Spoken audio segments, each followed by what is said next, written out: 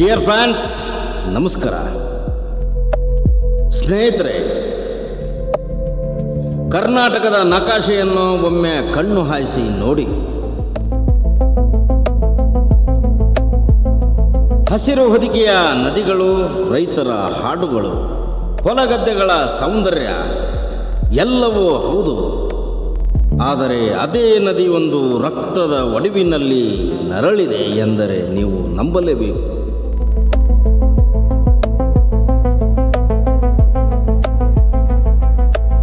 ಹೌದು ಸ್ನೇಹಿತರೆ, ಬಿಜಾಪುರ, ಇಂದಿನ ವಿಜಯಪುರ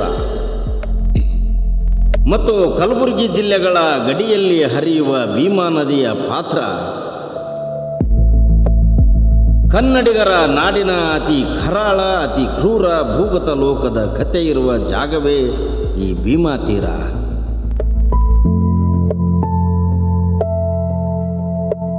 ಡಿಯರ್ ಫ್ರೆಂಡ್ಸ್, ಇಲ್ಲಿ ಪ್ರೀತಿಗಿಂತ ದ್ವೇಷ ದೊಡ್ಡದು, ಪ್ರಾಣಕ್ಕಿಂತ ಸೇಡು ಹರಿದು ಕೈಯಲ್ಲಿ ಕೃಷಿ ಮಾಡಬೇಕಾದ ಹದಿಹರೆಯದ ಹುಡುಗರ ಕೈಯಲ್ಲಿ ಕತ್ತಿ ಮತ್ತು ಬಂದೂಕುಗಳನ್ನು ಹಿಡಿದು ತಿರುಗಾಡಿದ ಭೂಮಿ ಇದು. ಬನ್ನಿ ಸ್ನೇಹಿತರೆ, ಇವತ್ತು ಇಂಟರ್ನೆಟ್, ಸಾಮಾಜಿಕ ಜಾಲತಾಣಗಳು ಹಾಗೂ ಆ ದಿನಗಳ ಹಳೆಯ ಪತ್ರಿಕೆಗಳ ಮಸಿ ಒಣಗದ ಪುಟಗಳನ್ನು ತಿರುವಿ ಹಾಕುತ್ತಾ ಭೀಮಾ ತೀರದ ರಕ್ತ ಚರಿತ್ರೆಯ ಆದಿಯಿಂದ ಅಂತ್ಯದವರೆಗೆ ಕಣ್ಣಿ ಕಟ್ಟುವ ಕಥೆಯನ್ನ ಬಿಚ್ಚಿಗಿಡುತ್ತೇನೆ.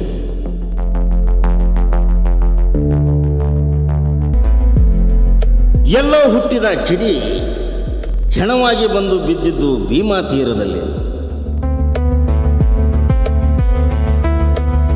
ಡಿಯರ್ ಫ್ರೆಂಡ್ಸ್, ಸ್ವಾತಂತ್ರ್ಯ ಬಂದು ದಶಕಗಳು ಕಳೆದರೂ ಆ ಭಾಗದ ಜನರಿಗೆ ನದಿ ನೀರು ಸಿಕ್ಕಿತೋ ಇಲ್ಲವೋ ಗೊತ್ತಿಲ್ಲ.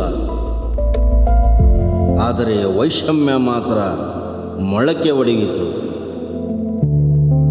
ಜಮೀನು ವಿವಾದ, ರಾಜಕೀಯ ಪ್ರಾಬಲ್ಯ, ಜಾತಿಯ ಅಹಂಕಾರ ಮತ್ತು ಯಾರ ಮಾತನ್ನೂ ಕೇಳದ ದುರಂಕಾರ ಇಷ್ಟೇ ಸಾಕಿತ್ತು ಆ ಭೂಮಿಯಲ್ಲಿ ಹೆಣಗಳು ಬೀಳಲು.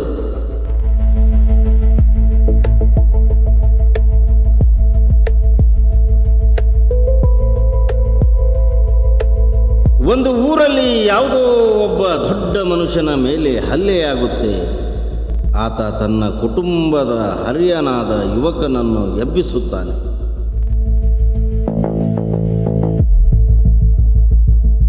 ಅಲ್ಲಿಗೆ ಸೇಡು ಶುರುವಾಗುತ್ತದೆ.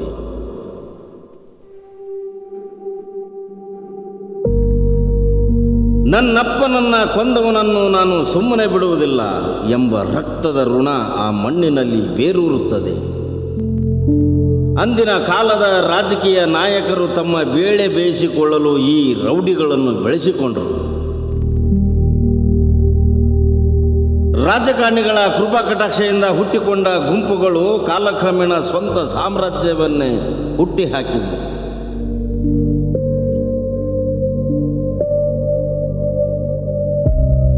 ಈ ಭೀಮಾ ತೀರದ ಕಥೆಯನ್ನು ಹೇಳುವಾಗ ಒಬ್ಬ ವ್ಯಕ್ತಿಯ ಹೆಸರು ಬರದಿದ್ದರೆ ಅದು ಅಪರಾಧವಾಗಿ ಬಿಡುತ್ತದೆ ಏನೋ ಗೊತ್ತಿಲ್ಲ.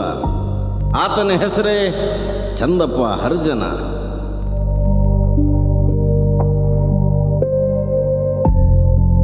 ಡಿಯರ್ ಫ್ರೆಂಡ್ಸ್, ಭೀಮಾ ತೀರದ ಅಕ್ಷರಶಃ ಡಾನ್ ಅದೆಷ್ಟು ಜನರಿಗೆ ಸಿಂಹ ಸ್ವಪ್ನವಾಗಿದ್ದವನು.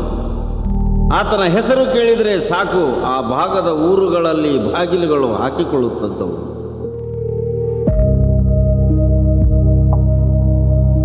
ದಲಿತರ ಮೇಲಿನ ದೌರ್ಜನ್ಯದ ವಿರುದ್ಧ ಧ್ವನಿ ಎತ್ತುತ್ತಿದ್ದ.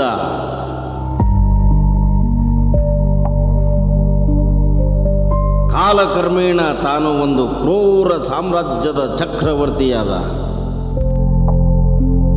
ಕೊಲೆ, ಸುಲಿಗೆ, ದರೋಡೆ, ಭೀಮಾ ತೀರದಲ್ಲಿ ಚಂದಪ್ಪನದೇ ಸಾಮ್ರಾಜ್ಯ.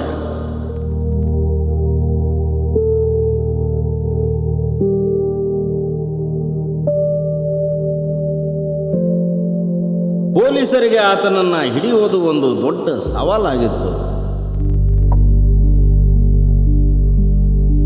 ಕೊನೆಗೂ ಆ ಕರಾಳ ರಾತ್ರಿ ಒಂದರಲ್ಲಿ ಪೊಲೀಸರ ಎನ್ಕೌಂಟರ್ನಲ್ಲಿ ಚಂದಪ್ಪ ಹರಿಜನ್ ಕತೆ ಮುಕ್ತಾಯವಾಗಿತ್ತು. ಆತನ ಹೆಣ ಬಿದ್ದಾಗ ಭೀಮಾ ತೀರದ ಜನರು ನಿಟ್ಟುಸಿರನ್ನ ಬಿಟ್ಟಿದ್ರು. ಒಂದು ದೈತ್ಯ ಪಿಶಾಚಿ ಸತ್ತಿತ್ತು ಎಂದು ಅಂದುಕೊಂಡಿದ್ರು. ಡಿಯರ್ ಫ್ರೆಂಡ್ಸ್, ಆದರೆ ರಕ್ತದ ದಾಹ ಅಲ್ಲಿಗೆ ನಿಲ್ಲಲಿಲ್ಲ.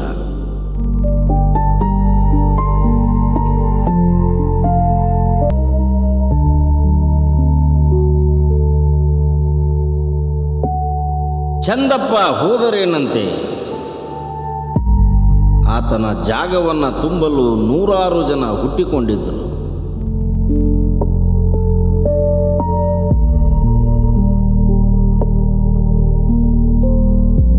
ಮುಂದೆ ಭೀಮಾ ತೀರದ ಇತಿಹಾಸದಲ್ಲಿ ಅತ್ಯಂತ ಭೀಕರ ಮುಖಾಮುಖಿ ಶುರುವಾಗಿದ್ದು ಉಮ್ರಾಣಿ ಗ್ರಾಮದಲ್ಲಿ.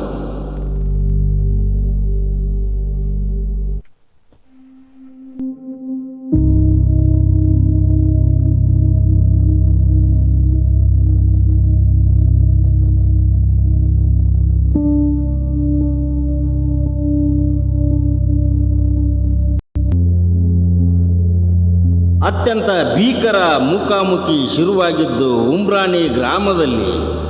ಒಂದು ಕಡೆ ಮಲ್ಲಿಕಾರ್ಜುನ ಚಡ್ಚಣ, ಮತ್ತೊಂದು ಕಡೆ ಮಾದೇವ ಸಾಹುಕಾರ ಬೈರಗೊಂಡ.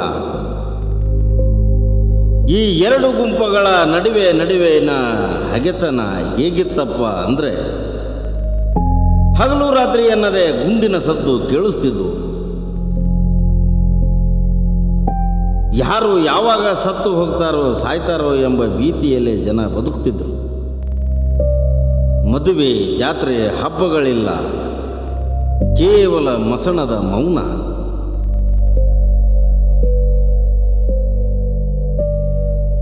ನೂರಾರು ಯುವಕರ ಹೆಣಗಳು ಭೀಮಾ ನದಿಯ ತೀರದಲ್ಲಿ ಕೊಳೆತು ಹೋದವು.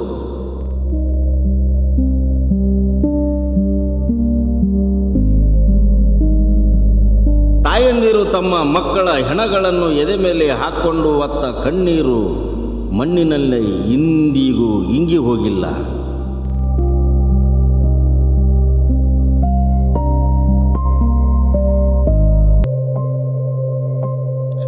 ಆದರೆ ಸ್ನೇಹಿತರೆ,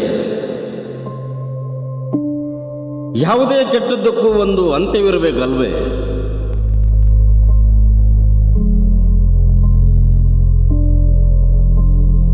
ರಕ್ತ ಹರಿಸಿ ಆ ಮಣ್ಣು ಕೂಡ ಹೈರಾಣಾಗಿ ಹೋಗಿತ್ತು. ಕೊನೆಗೆ ಎಚ್ಚೆತ್ತದ್ದು ನಮ್ಮ ಪೊಲೀಸ್ ಇಲಾಖೆ.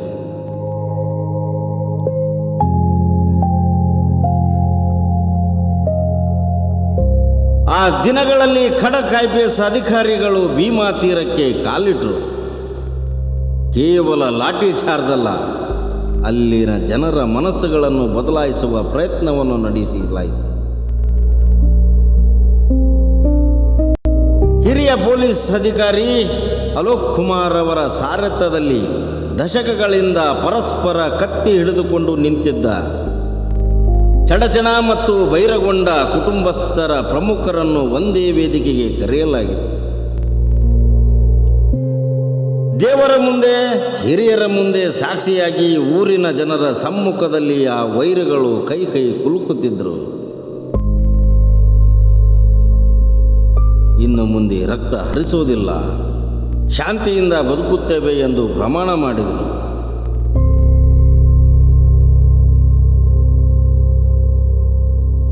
ಬಂದೂಕುಗಳ ಸದ್ದು ನಿಂತು ಅಲ್ಲಿ ಈಗ ಮಗುವಿನ ನಗು ಕೇಳಿಸುತ್ತಿತ್ತು. ಸ್ನೇಹಿತರೆ, ಇತಿಹಾಸವನ್ನು ನಾವು ಎಂದೂ ಕೂಡ ಮರೆಯಬಾರದು. ಯಾಕೆಂದರೆ ಇತಿಹಾಸವನ್ನು ಮರೆತವರು ಅದನ್ನು ಪುನರಾವರ್ತಿಸುತ್ತಾರೆ. ಭೀಮಾ ತೀರದ ಕರಾಳ ದಿನಗಳು ನಮಗೆ ಹೇಳೋದೊಂದೇ, ದ್ವೇಷದಿಂದ ಯಾರಿಗೂ ಎಂದಿಗೂ ಒಳ್ಳೆಯದಾಗಲ್ಲ. ರಕ್ತದ ಚರಿತ್ರೆ ಎಂದಿಗೂ ಶಾಶ್ವತವಲ್ಲ. ಪ್ರೀತಿ ಮತ್ತು ಶಾಂತಿ ಮಾತ್ರ ಮನುಕುಲವನ್ನು ಉಳಿಸಬಲ್ಲದು. ಸ್ನೇಹಿತರೆ, ಭೀಮಾ ತೀರದ ರಕ್ತ ಚರಿತ್ರೆಯ ಮೊದಲ ಭಾಗದಲ್ಲಿ ನೀವು ಹೇಳಿದ್ದೀರಿ, ಮಣ್ಣಿನ ಹೆಣಗಳ ಲೆಕ್ಕ, ಬಂದೂಕುಗಳ ಸದ್ದು ಮತ್ತು ಹೆದರಿ ಬಂದೂಕಿನ ಸಾಗರದ ಕತೆ.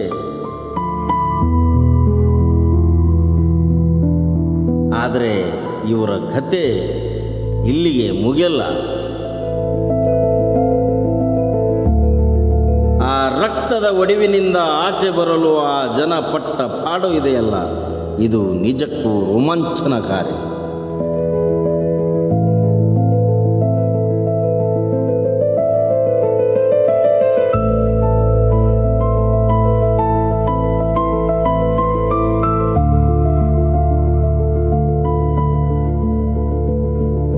ಈ ರಕ್ತದ ಕಲೆಗಳನ್ನು ತೊಳೆಯಲು ಹೊರಟ ಆ ಧೀರರ ಕತೆ ಗೊತ್ತಾ?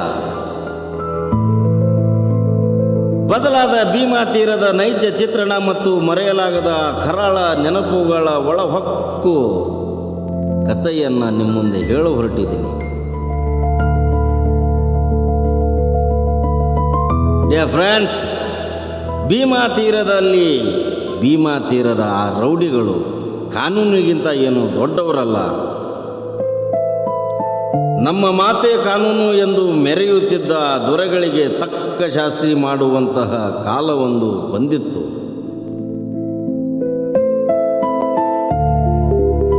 ಕರ್ನಾಟಕ ಪೊಲೀಸ್ ಇಲಾಖೆ ಇತಿಹಾಸದಲ್ಲೇ ಕೆಲವು ಹೆಸರುಗಳು ಭೀಮಾ ತೀರದ ಗೂಂಡಾಗಳಿಗೆ ನಡಕವನ್ನ ಹುಟ್ಟಿಸಿದ್ವು.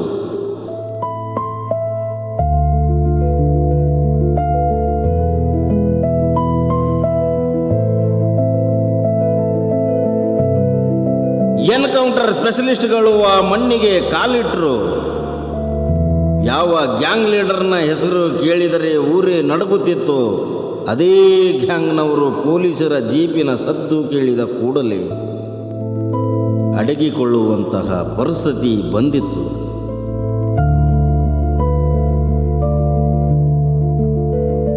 ಪೊಲೀಸರು ಕೇವಲ ದಂಡನೆಗೆ ನಿಲ್ಲಲಿಲ್ಲ,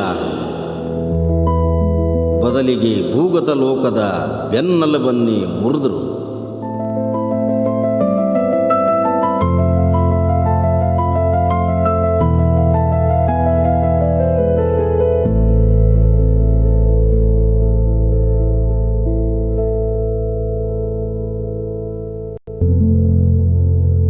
ರಾಜಕೀಯ ನಾಯಕರ ಅಡಿಪಾಯದಲ್ಲಿ ಬೆಳೆದಿದ್ದ ಆ ವಿಷ ವೃಕ್ಷವನ್ನ ಬೇರು ಸಮೇತ ಕಿತ್ತು ಹಾಕುವ ಸಾಹಸಕ್ಕೆ ಕೈ ಹಾಕಿದ್ರು ಪೊಲೀಸ್ ಇಲಾಖೆಯವರು.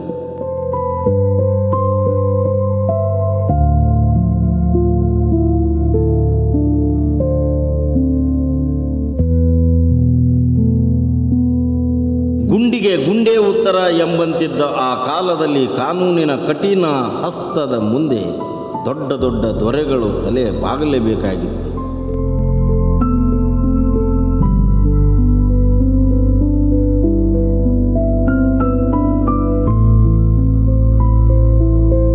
ಫ್ರೆಂಡ್ಸ್, ಈ ಭೀಮಾ ತೀರದ ರಕ್ತ ಚರಿತ್ರೆಯಲ್ಲಿ ಯಾರಾದರೂ ನಿಜವಾದ ಸೋತವರು ಇದ್ದಾರೆ ಅಂದರೆ ಅದು ಅಲ್ಲಿನ ಆ ಹೆಣ್ಣು ಮಕ್ಕಳು. ಗಂಡನನ್ನ ಕಳೆದುಕೊಂಡ ಹೆಂಡತಿ, ಕಣ್ಣ ಮುಂದೆಯೇ ಹತ್ಯೆಯಾದ ಮಗನ ಹೆಣವನ್ನ ಕಂಡು ಬಿಕ್ಕಿ ಬಿಕ್ಕಿ ಅತ್ತ ತಾಯಿ. ಭೀಮಾ ತೀರದ ಪ್ರತಿ ಮನೆಯಲ್ಲೂ ಒಬ್ಬೊಬ್ಬ ವಿಧವೆ, ಒಬ್ಬೊಬ್ಬ ಅನಾಥ ಮಗು.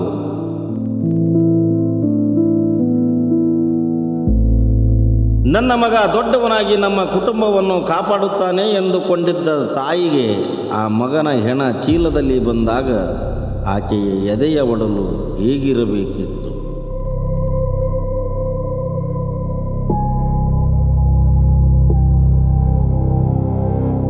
ಎಷ್ಟೋ ತಾಯಂದಿರು ತಮ್ಮ ಮಕ್ಕಳ ಕೈಗೆ ಪೆನ್ನು ಪುಸ್ತಕ ಕೊಡುವ ಬದಲು ಕೈಯಲ್ಲಿ ಕತ್ತಿ ಬಂದೂಕು ಸಿಕ್ಕಿಸಿದ ಪಾಪದ ಫಲವನ್ನು ಅನುಭವಿಸಿದರು.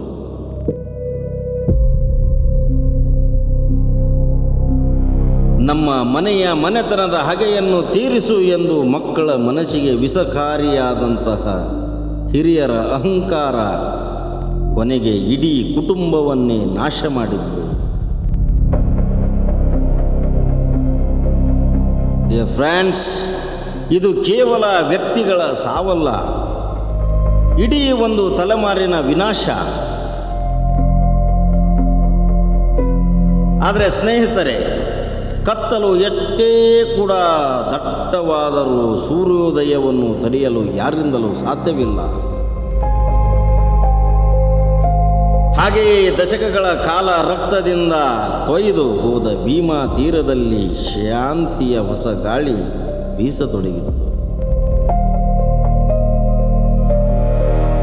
ವರ್ಷಗಳ ಕಾಲ ಪರಸ್ಪರ ಕತ್ತಿ ಮೈಮೇಲೆ ಆಡಿಸುತ್ತಿದ್ದ ಕುಟುಂಬಗಳು ಕೊನೆಗೆ ಅರಿತುಕೊಂಡವು, ಈ ಬಂದೂಕಿನಲ್ಲಿ ದ್ವೇಷಕ್ಕಿಂತ ದೊಡ್ಡ ಶತ್ರು ಮತ್ತೊಬ್ಬನಿಲ್ಲ ಎಂದು.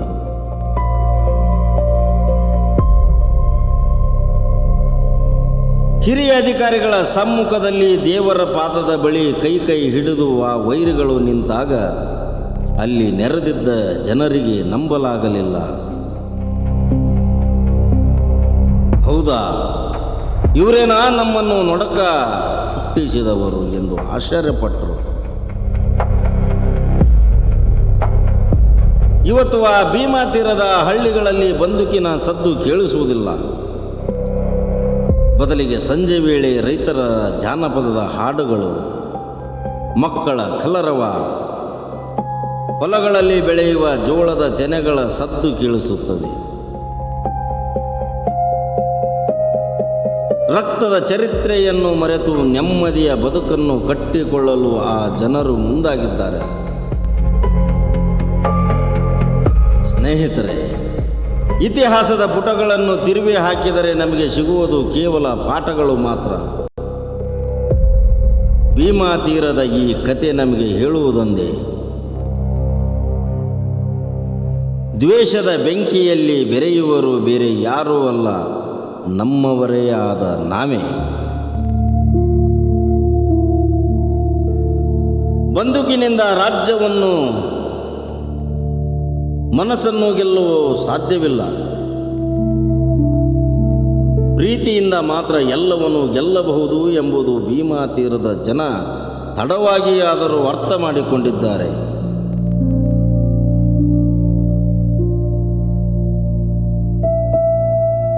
ಆ ಮಣ್ಣು ಈಗ ನೆಮ್ಮದಿಯ ನಸುಕನ್ನು ಕಾಣುತ್ತಿದೆ. ಆ ನಸುಕಿಗೆ ಎಂದಿಗೂ ಕತ್ತಲು ಕೈವೇದಿರಲಿ ಎಂದು ಹಾರೈಸೋಣ.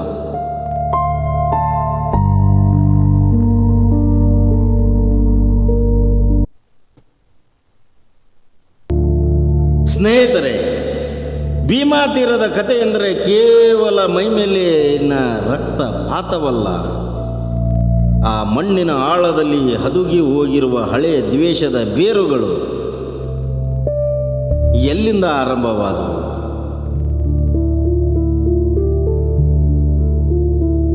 ಈ ರಕ್ತದ ಆಟಕ್ಕೆ ನಾಂದಿ ಹಾಡಿದವರು ಯಾರು?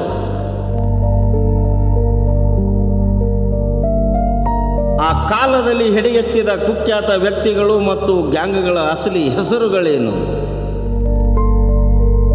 ಬನ್ನಿ, ಇತಿಹಾಸದ ಮಸಿ ಕಳಿಚಿದ ಆ ಕರಾಳ ಪುಟಗಳನ್ನು ಒಂದೊಂದಾಗಿ ನಿಮ್ಮ ಮುಂದೆ ತೆರೆದಿಡುತ್ತೇನೆ. ಕರ್ನಾಟಕ ಮತ್ತು ಮಹಾರಾಷ್ಟ್ರ ಗಡಿ ಭಾಗದಲ್ಲಿ ಹರಿಯುವ ಭೀಮಾ ನದಿಯ ತೀರ ವಿಜಯಪುರ ಜಿಲ್ಲೆಯ ಜೇವರ್ಗಿ, ಚಡಚಣ, ಉಮ್ರಾಣಿ ಮತ್ತು ಕಲಬುರಗಿ ಗಡಿ ಭಾಗಗಳು. ಸ್ವಾತಂತ್ರ್ಯದ ನಂತರದ ದಶಕಗಳಲ್ಲಿ ಈ ಪ್ರದೇಶದಲ್ಲಿ ಸಂಪತ್ತು ಮತ್ತು ಅಧಿಕಾರದ ಚುಕ್ಕಾಣಿ ಹಿಡಿಯಲು ಕೆಲವರು ಹೊರಟಿದ್ದರು. ಭೀಮಾ ತೀರದ ರಕ್ತ ಚರಿತ್ರೆಯಲ್ಲಿ ಈಗ ಹೆಸರು ಮೊದಲು ಕೇಳಿ ಬರೋದು ಆತನ ಹೆಸರೇ ಚಂದ್ರಪ್ಪ ಹರಿಜನ.